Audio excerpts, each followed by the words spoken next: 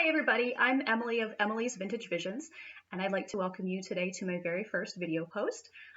This is the first of what I hope will be several videos sharing with you some of my sewing projects, sewing techniques, maybe some of my ongoing research on various things, as well as a few tutorials. I'm not quite sure, we'll kind of see where things lead. I'm really excited to be able to do this video today. It's something I've wanted to do for a really long time. Watching other bloggers' videos is something that I really enjoy. I think it's a great way to get to know people, and for the majority of you, this is probably the first time that you're hearing my voice, so ta-da, this is what I sound like. It's always fun the first time that you hear that video. I know that I kind of get an idea of what I think somebody sounds like, and it's just kind of fun to hear their voice for the first time. So today, I thought I would take the opportunity to answer a few questions that you have sent to me about what I'm working on, favorite books, a couple of different project ideas that I have. So without further ado, here we go. The first question is actually from a fellow vintage blogger named Emily, which is a great name, by the way. She asks, how did I get into historical sewing? And when I first started, how did I break my projects down into manageable pieces? That's a really good question. I've always had an interest in history. I grew up in an older house. My parents have always really appreciated history, antiques, family heirlooms and things like that. We used to go to yard sales and museums, auction previews, all kinds of things like that as kids. So the appreciation has always been there. As far as the sewing aspect of it goes, my mother is a very avid quilter. She made a lot of things for my sisters and I growing up, and I learned to sew from her, and it's just sort of, I guess it's just been kind of a natural combination of the two things, the sewing and the love of history.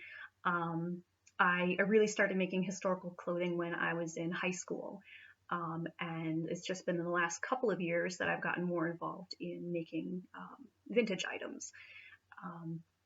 As far as breaking down the projects to make them manageable, that's very much been a learning process.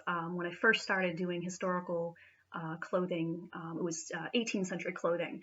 I didn't really have a lot of guidance from anybody. It was before a lot of people were doing blogs and online posts. So it was very, very much a learning process, excuse me. And I gotta say, it was definitely overwhelming to start with. The best advice that I can give to somebody who wants to get started with historical sewing is start small. Don't try to tackle a really big project first, especially if it's your first project. Your best bet is to start with your undergarments and work your way to the outermost garment. There's probably a whole nother series of blog posts and videos that I could do just to answer that question. So I'm gonna kind of save that for the future, but yeah, start small, then kind of work your way from the inside out. Janet asks, what is my favorite era and why? That's a really tough question. My interest in history goes from the 18th century all the way up through to the 1940s, 1950s. I've always had a real interest in the 18th century, 1750s, 1770s, that kind of pre-American Revolution, and then those war years. That's always been really fascinating to me from a historical standpoint. I enjoy making the clothing. I enjoy wearing the clothing. Everything I do for that time period is all hand sewn, so that's really quite fun to do. Favorite vintage era, I would probably say, is the late 1930s to the early World War II years. I think that the styles from that time transition really well into modern clothing today. I think they're very flattering, and again, they're really fun to wear. Um, let's see here. Oh, um, Jen asks, what book am I reading right now? And I happen to have it here. This is The Art of Vogue, and it's Vogue covers from 1909 to 1940. It's not so much a reading book as it is a picture book. This is really, really fabulous. I'll just show you a couple of pages very quickly here. These are all of the covers from Vogue magazine. And this particular book gives you a lot of background information on the magazine itself, on a lot of the people that were doing the artwork. So this has been a really fun book to go through and read.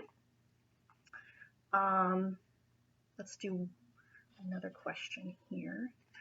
I made up little note cards, but they're a little mixed up at the moment. Piper asks, do I ever sew from contemporary patterns? And if so, what do I make? I have to admit, at least in the last couple of years, I really haven't done much in the way of modern patterns. I've made a skirt from a 1970s pattern, but I don't know if that really counts as contemporary. I guess I just really enjoy using the older patterns, the older styles. I'm not against using more modern patterns. I just haven't really had the need to make anything more modern. What is a future sewing project that I'd like to work on? That question's from Sarah. I actually have a picture of what I want to do.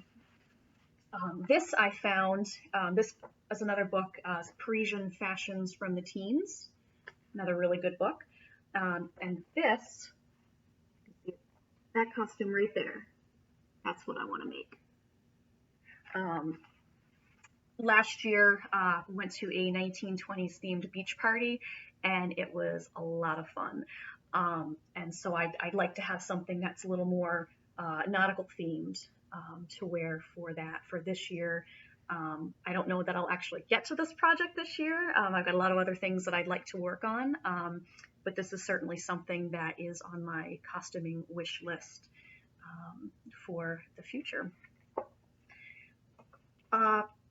So that's about it. I know this was much longer than I intended to make the video, but I hope that you've enjoyed it.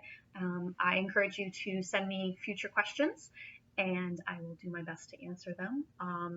If there's anything that you would like to know about what I'm working on, future goals for my blog, if you have suggestions for blog posts, something that you'd like to see me do, please let me know, and we'll see what happens. So thanks, everybody.